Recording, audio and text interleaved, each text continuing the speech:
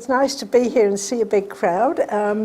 I hope the technology works. Every time it seems to go up a few notches, and my knowledge of technology probably goes down a few notches, so we'll see how we go. So today, as Tracy says, we're going to talk initially about the conference I went to in London in June, and then I've got a sort of 10-minute slot at the end where we're going to cover the B12 issue. I'll probably go through some of this conference stuff fairly fast because some of it's very sort of high-powered or may not be terribly relevant sometimes, but we'll focus on the important things and hope by the end of it all we'll have some time for questions.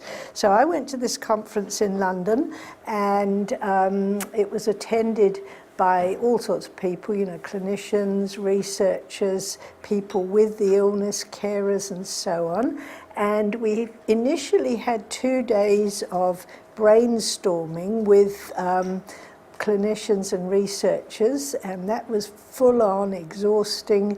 You know, we were often at it till about 10:30 at night, having started at 7:30 in the morning, so full on. But then we had the one-day conference, which was really, really good, and it was opened by Ian Gibson, who is actually an ex-MP, but he's also a medical person, retirement age now, but he was very involved in this illness and did a lot of work towards getting Parliament and government to acknowledge and spread the word, as it were.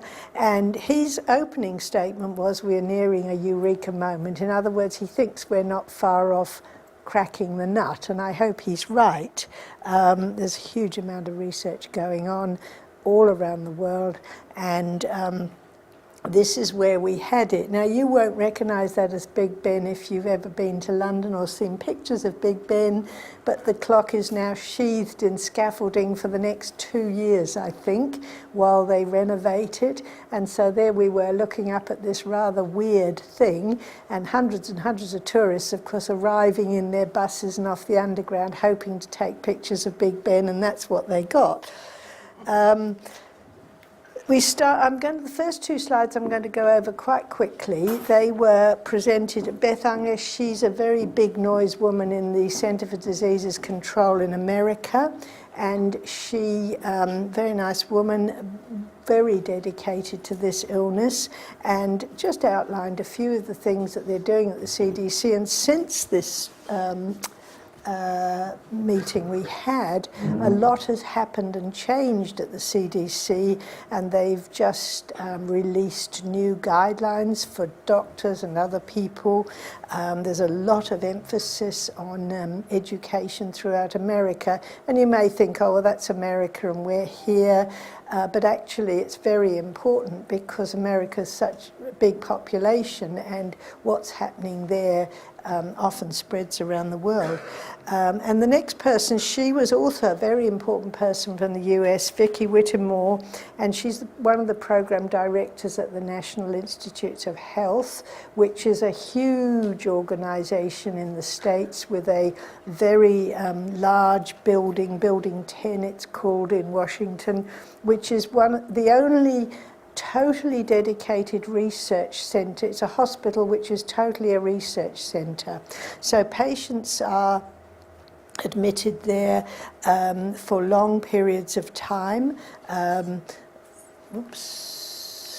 Move on, that's it. And this man, Avindranath, is the sort of clinical director. The other woman I've just mentioned is obviously a non-medical person, but he's the clinical director, and he outlined how they do a lot of their studies and their work. Patients, they're doing a lot of work now with ME CFS, as well as the many other diseases that are being investigated. But patients with ME are now being admitted for 10 days, and they get a huge battery of tests, just about everything you could ever think of. It's all way above my head, but this at the end of the day may well lead us to some very important answers. I think one thing that I got out of it, well, one of the many things I got out of it to bring as a message back to you, is that if you have any sort of tests on the immune system or your biochemistry or anything else, they must be examined within an hour. to be accurate. And I know that sounds a bit over the top sometimes when you might go to the lab and the specimen sits there for all day, but we're talking some rather more specialised tests than the everyday tests you might have. And I say it because a lot of people are tempted to send samples overseas. They read on the internet about some, elaborate new test on the immune system, and they think as a result, well, maybe I'll get the answer for my ME. But it's an awful waste of money sending tests overseas, partly because they're not going to get there within an hour, obviously, but more importantly, they often sit in a container on the tarmac for hours. They may get delayed for all sorts of other reasons, and sometimes these people who are advertising on the internet, it is a bit of a scam. So you've got to be really, really careful, and this is the sort of centre that really can reliably do the testing, but of course you can't send your own stuff there, and you're not easily going to be able to be seen there. But I think it's just important to know that there is a centre there, and several others around the world too, that are doing very, very reliable testing, which is hopefully going to lead us to some real answers. One of the tests they mentioned was they're going to be looking at muscle biopsies there as a result of a ME person doing some exercise to try and see exactly why it is that there's this so-called post-exertional malaise. We then come to the UK, and there were quite a lot of people there because it was obviously in the UK, but there were a lot of people in the way of researchers from the UK who were presenting their work. And one of the big tests going on at this Quadram Institute, which is now a dedicated ME centre really, is to look at what we call the microbiome, which you've probably heard and read a lot about in this day and age.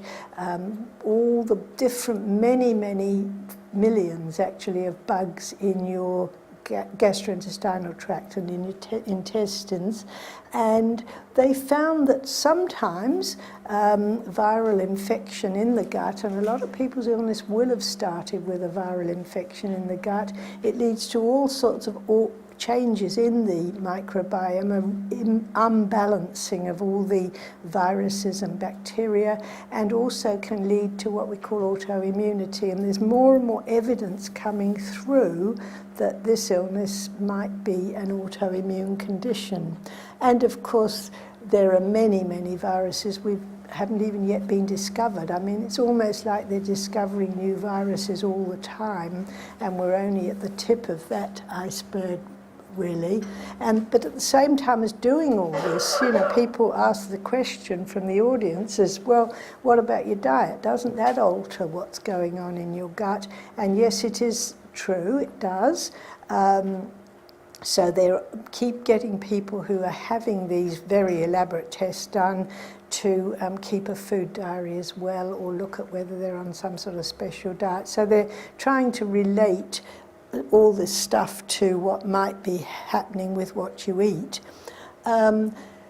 We then moved on, we're still in the gut, and this man from Norway, Norway does a lot of research in this area because they've had a very strong ME society, a lot of push for research and work in Norway. It's interesting because it's a country about the same size as this, with the same sort of population. And so, the smaller places can often achieve more, interestingly. But anyway, this man, his presentation was all about fecal transplants, which make people shudder a bit. But this is the sort of world that's developing, if you like, the fecal transplant world. And they're particularly interested in this issue in relation to chronic fatigue syndrome because something like 90% of the patients that are seen do have irritable bowel. And he said straight away, because you can see people getting quite excited, I can get my next door neighbour's fecal transplant into me or my husband's or something. And he said, you know, it's really, really important that this is done properly, and it's not a do-it-yourself process at all. Though there are, again, people advertising on the internet telling you how to do it and selling you the syringes so you can sort of get stuck in at home. But the whole thing, you know, is a bit beyond us. But he did say that, you know, there are a number of centres, including their centre, who are doing work. It's all done under very sterile, careful conditions, and caution with where they get the donors and all sorts of stuff. You know, obviously you've got to choose very healthy donors, and there is some benefit for some people. At the bottom there you can see in the trial of IBS patients who had not just IBS, because most people with irritable bowel syndrome have other things going on, but you know, they weren't chronic fatigue patients. About 56% had improved enormously by 3 months. It dropped off a bit by a year, but that doesn't mean to say it would necessarily drop anymore. And 50% improvement in something like irritable bowel is quite significant. But you know, this research is ongoing, and they're now looking again at CFS patients who have irritable bowel as well, to see if this type of thing could be helpful. People keep asking me, where can I go to get it done? And I don't think anyone much in New Zealand is doing it, but certainly they are doing some research on this in Australia, so, you know, not so very far away. Another man from Norway, Carl Johan Tronstad, looking at muscle cells and oxygenation and energy in the muscle cells. And again, this is all really high-powered stuff. And I mean, you may look at it and think, oh yeah. But in fact, this is all leading to a greater understanding of what might be going on in the muscles, and why so many people with this illness, well, the majority, in fact, can barely do any exercise at all because they just run out of steam. And he's found all sorts of things there. A lot more oxygen is needed to help the cells in the muscles to work efficiently. And you know, we know for sure we've got a certain amount of oxygen in the air, but in people with this illness, the oxygen consumption is okay, but then very sluggish push of it around the system, because the blood flow is tending to be very sluggish, particularly in the brain. So there's enough oxygen out there, but the system is not utilising it properly. And I think this is something that's coming out more and more. And you get a build-up of what we call lactate in the muscles, and that's why they can become very, very painful. So this work is kind of showing us the way of why these symptoms are occurring. This was probably one of the most exciting presentations, and it won't mean much to you because it took me forever to understand what it was all about. But the people on the Gold Coast in Australia at Griffith University, that's Donald Staines and Professor Sonia Marshall-Grodiznik, are doing probably some of the most advanced immunological work around the world in this particular illness. And they found this major abnormality on the natural killer cells, the NK cells, which are one of the sets of your white cell counts in your body. And they found this very unusual and abnormal thing called they call it the TRPM3, transient receptor potential melastin. That stands for, I believe, don't ask me what that is, I wouldn't have a clue. But they found that this is all very changed and different in this illness, and no one else in the world had done this research. They've been doing it now for probably about 5 years. And it's a quite unique finding, and it's the closest anyone has yet come for a diagnostic test. And I think they are on the verge of trying to then move into getting laboratories to set up the technology which might be able to use this for diagnosis. this particular TRPM3 thing changes the function in all the cells in your body, and there's a change in the way calcium moves in and out of the cells, and there's not enough calcium in the cells, and as a result function is lowered, and this is particularly so in these NK cells. And people straight away put up their hands, is what if I take calcium, or are there any drugs that will improve the calcium going into the cells? And they're not at that level yet, though they've got potential drugs out there that they're going to start trialling very soon, but they're not at the level where we can write a prescription and say, hey, well, this fixes it.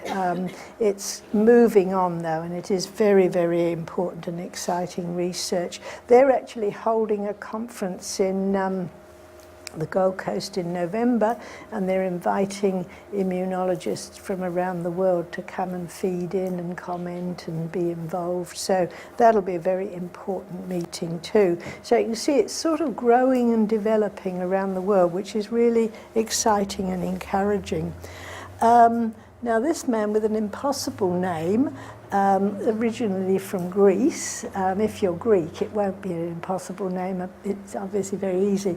And he gave what was called the Anne Ertiger Memorial Lecture. And this lady had had ME for a number of years, and she was a great advocate and person who was very involved in ME, and sadly eventually had died.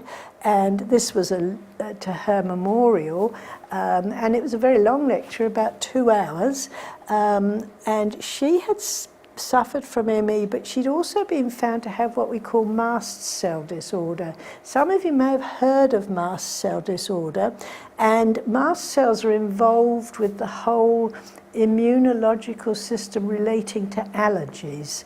It's not actually an allergy as such, but it has kind of the effects of mimicking a lot of allergy symptoms. So people often get urticarial rashes, you know, almost like mozzie bites on their skin. They become very sensitive to noise and smells and foods and all that kind of thing. But it's not actually an allergy, it's just an alteration in some of the cells associated with the immune system, and he explained it very, very thoroughly, and showed that these mast cells can get into the brain and affect what we call the microglia, which are the cells in the brain which become the white cells in the brain, and when they're inflamed they become called microglia. And we know for sure people with ME have an increased level of microglia in their brain cells, and that's why the brain often feels kind of inflamed, headaches, poor thinking and all that kind of thing. So this mast cell thing relates very much to ME, chronic fatigue syndrome, and I think what's beginning to become more and more evident is that there are lots of subcategories of ME CFS, and they all perhaps relate to different areas of the body. So we've mentioned the irritable bowel people. They're a different group in a way, probably need different sort of treatment. And then we've now got the people who have these unusual mast cells in their system. So lots of understanding and dividing up the illness now.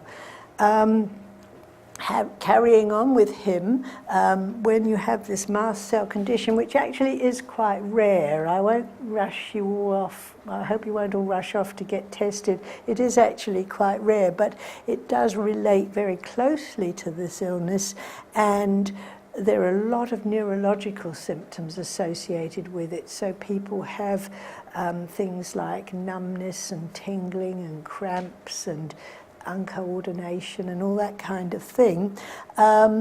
Obviously you need to avoid the things that, you know, sort of stir it all up, but there are a number of drugs they've found very useful, and these are some of the drugs we use quite often in people with ME CFS. Doxepin particularly I use a lot, and this one at the bottom with the terrible name cepraheptadine is actually a straightforward antihistamine, quite like your ordinary hay fever pills. So those sorts of drugs he said, you know, even if you can't make a diagnosis, there may be help for some people by trialling these drugs. These are all things you can prescribe quite readily.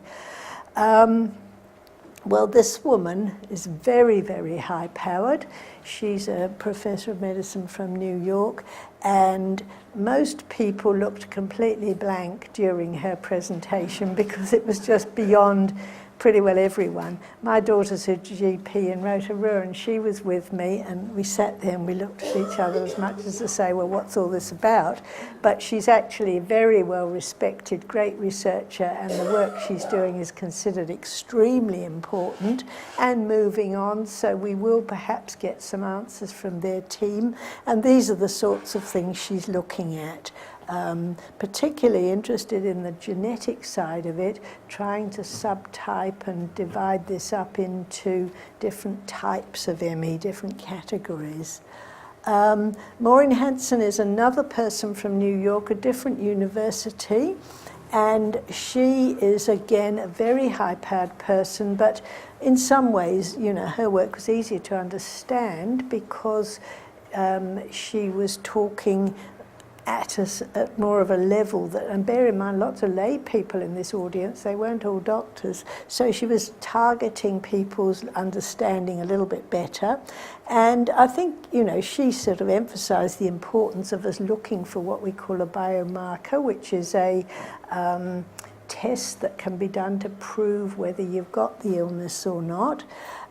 Because once you know what's going on in the underlying illness, and this is why all the research is looking at the underlying what's going on, you've got a much better way then of developing relevant treatments that might work, drugs that might work, and so on. And the things they're particularly looking at is this build-up of lactate in the cells, which I've already mentioned, neuroimaging, which is a lot of the brain scan stuff, all sorts of really, really high-powered MRIs, which, you know, it's getting so high-powered, you wonder where on earth it can go next. And focusing on this issue with the microglia in the brain and the inflammation associated with that. Another difficult name, but Finland is another country that's really very involved in this illness. The Scandinavian countries seem to be very involved, and this was extremely interesting. He was talking about sleep, and we know for sure that pretty well everyone with chronic fatigue syndrome has some sort of sleep disorder, and the sleep disorder almost always is that I just don't feel refreshed when I wake up in the morning. So people will often sleep for 14 hours or so and they're still not refreshed, or they might be very wakeful all night, so they have a major problem with sleep. And he explained this in some ways very clearly, in that he was talking about this chemical in our systems called orexin. And orexin is a chemical that sort of controls your sleep, or controls your sleep, and, you know, changes in orexin system causes problems. And he said it's just not working properly in this area. And in order to sleep well, you need low levels of orexin. So through the day, your orexin levels might be quite high, but overnight they need to be lower in order for you to sleep properly. And in order for the orexin to decrease, you need to increase your glucose levels. And glucose, of course, is the most simple sugar that's circulating in all our systems. We can't survive without glucose. So this kind of controls how you sleep and whether you feel sleepy or not. And if you have a snack, I mean, this partly might be why you're always sleepy after a meal, but if you have a snack at bedtime, you are going to up your glucose levels, even if it's not a sugary snack, because your body transfers many of the things you eat into glucose in your system. But if you up your glucose or up your nutrition at bedtime, your orexin level will go down and you're much more likely to sleep better. I mean, I've been telling my patient to have a snack at bedtime for a long time because I've sensed they sleep better, but I've never had any real kind of knowledge of the chemistry of why. And so this is helping us to understand it. He also found that orexin is very sensitive to salt, and if you have extra salt during the day, your orexin levels rise, and this is associated with feeling more alert and more with it. So again, it sort of fits in with what we've already known and been doing with this illness. You also find that when you lie down, and particularly if you lie down in the daytime, your salt levels actually in your system begin to decrease.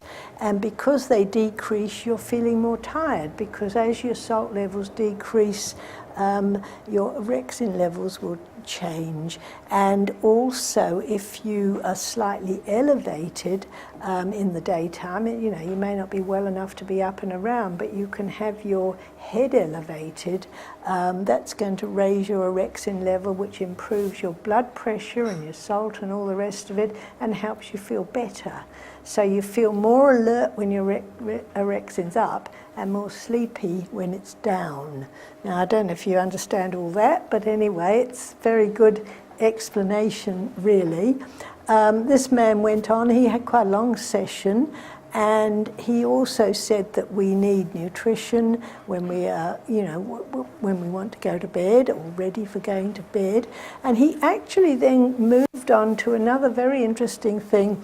He said, if you watch a dog asleep, a dog is always on high alert. It doesn't take much. If your dogs don't go into that very, very deep sleep that we go into, whereby, even if the house falls down around you, if you're in really deep sleep, you probably barely disturb. But with dogs, it only takes a tiny noise and they're alert and awake. And he said a lot of the people with ME CFS are a bit like dogs. They're kind of very alert during sleep when they shouldn't be. Dogs, because of this alertness, need many, many more hours of sleep than we do, and that's why your animals are lying around sleeping so much. And there are deep sleep abnormalities, waste products occur if you're not getting this proper deep sleep, and you feel more tired and so on. He also said that in some of his studies he found that people who had ME had often been very sporty and lively and active in kids, so they were this sort of alert, excitable personality, rather like the dogs, you see. So even as children, they may not have been sleeping really deeply and well.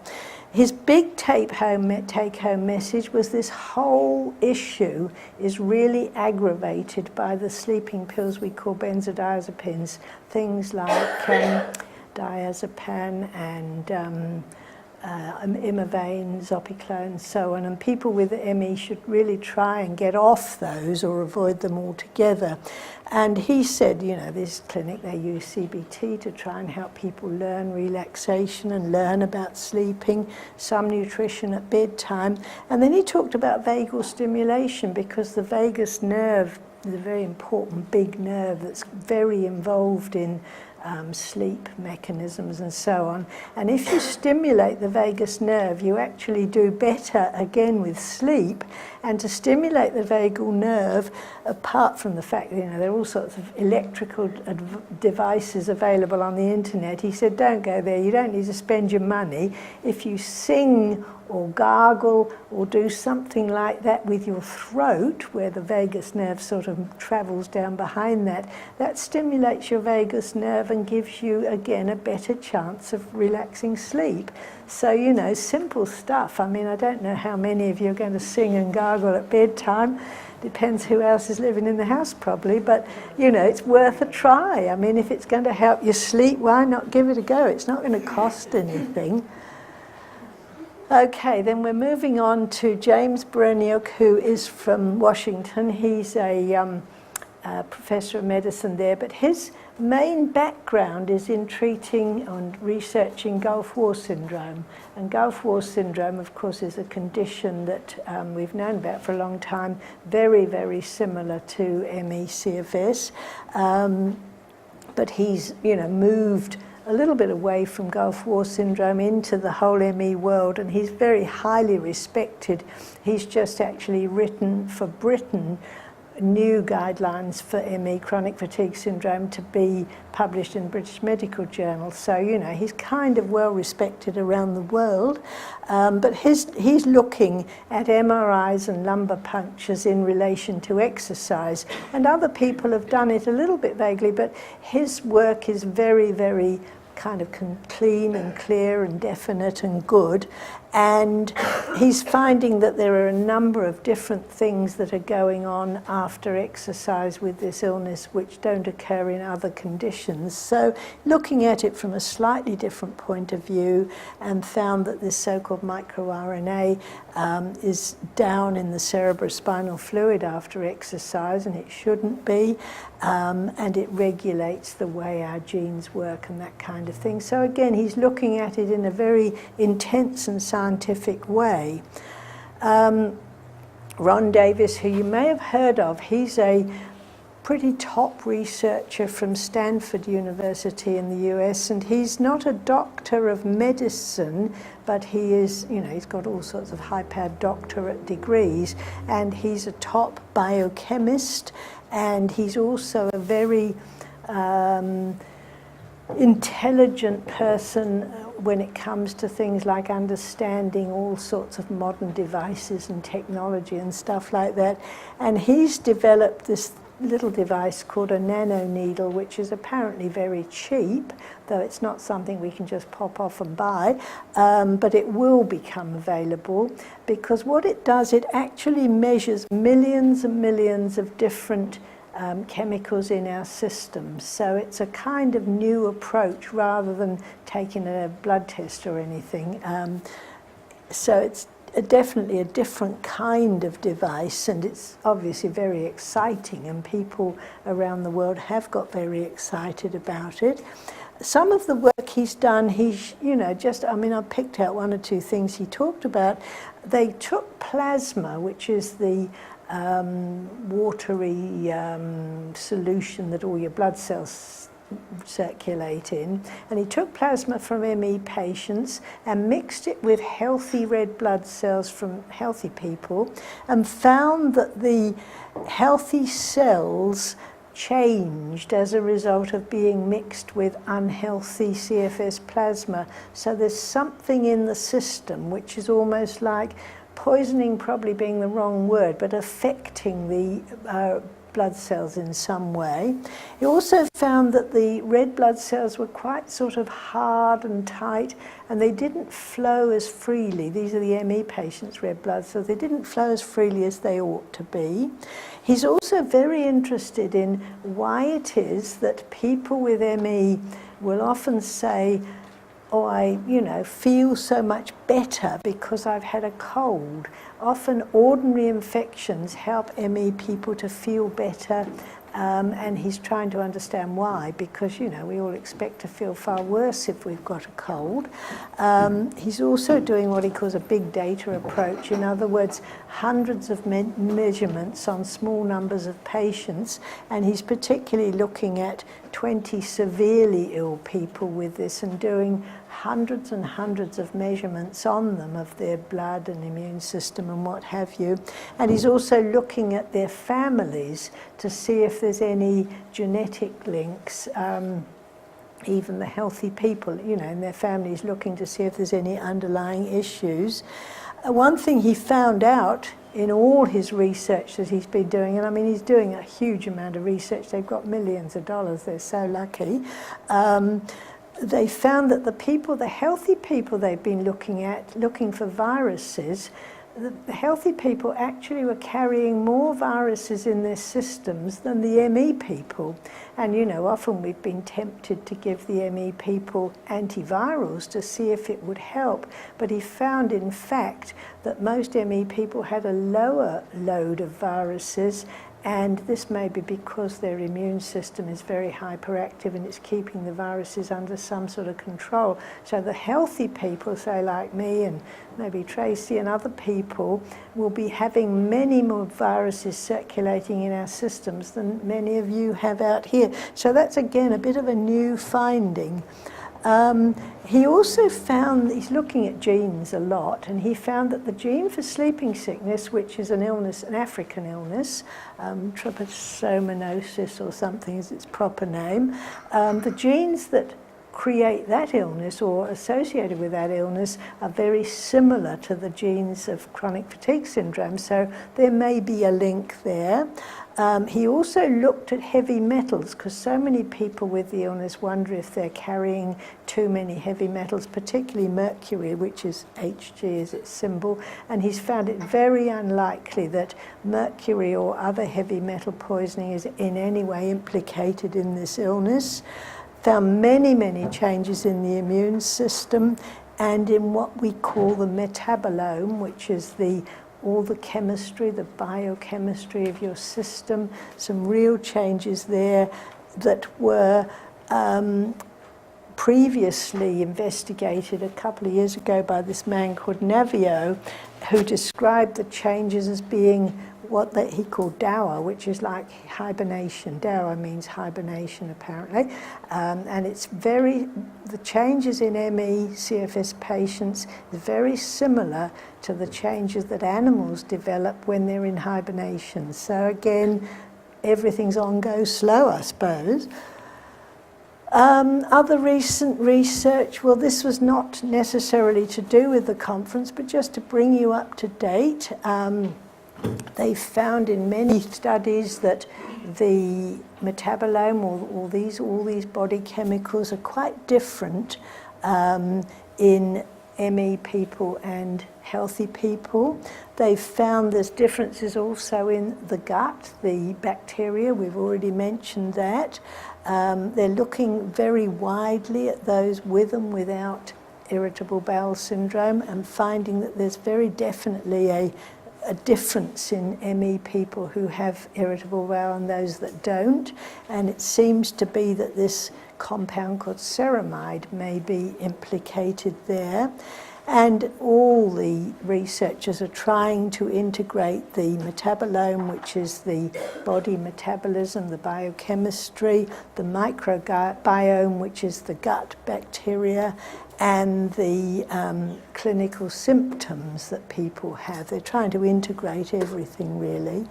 There are some drug trials going on, and these are drugs which are well, the top one is not available. It's very much in the research world, and it may be 2 or 3 years before it's readily available. There's research going on, and it actually sort of lowers and slows down your stress responses. And we're not saying that ME CFS is all due to stress, but we're saying stress aggravates it, and we know stress aggravates every illness there ever was. And this particular drug sort of quietens one's stress levels down and makes one perhaps hopefully more prone to recovery from the actual underlying illness. Mestinon is a drug that's used in another disease called myasthenia gravis, and it's an old-fashioned drug, but it's being trialled in this illness because it has been shown for some people to give some benefit. And that new one, ivabradine, that is a new drug, and that is a drug that slows down the heart rate, and we know a lot of people with the illness have a very rapid heartbeat associated with a low blood pressure. So these are the sorts of drugs that are being used. And just to finish off, there's been a conference in America called the Dysautonomia Conference, and this was all tied in with POTS, what we call postural orthostatic tachycardia syndrome, which most people with CFS suffer from. The low blood pressure, rapid heartbeat on standing, and feeling very woozy and lightheaded on standing. So this conference was absolutely focused on that in a big way, and I didn't go to it, but I've just read up about it, and they think certainly that, well, the POTS is maybe an autoimmune issue. MCAS is the mast cell activation syndrome. We've already mentioned the mast cells. Sjögren's syndrome is another autoimmune condition. They think there are definitely links with that. Small nerve fibre damage, very relevant in fibromyalgia, where people are feeling a lot of pain, and this may be due to a neurological problem due to these damaged fibres. They're looking at the vagal nerve stimulation, and I've already talked about the singing and gargling and all that, but there are all sorts of devices now being researched to see if these things can help. And they're also looking at another group of patients, which was quite interesting, suffering from what we call spinal fluid leaks. These are people who may have had a lumbar puncture or a injection in the spine for childbirth, an epidural, or for surgery, and the little hole that the needle makes, which is quite microscopic probably, because it does gradually close, but there may still be little leaks of spinal fluid, which leads to a lot of symptoms rather like ME/CFS. So this conference was sort of looking at all sorts of associated conditions, and it's really good to know that there's other bits of the world out there in looking at the research in slightly different ways, because it may well end up giving us some answers. So that's the conference that we've that was not the conference we've been to, but a follow-on from it. And I'm going to talk about B12 now for a quarter of an hour, and then we'll have some questions about everything, if that suits everybody.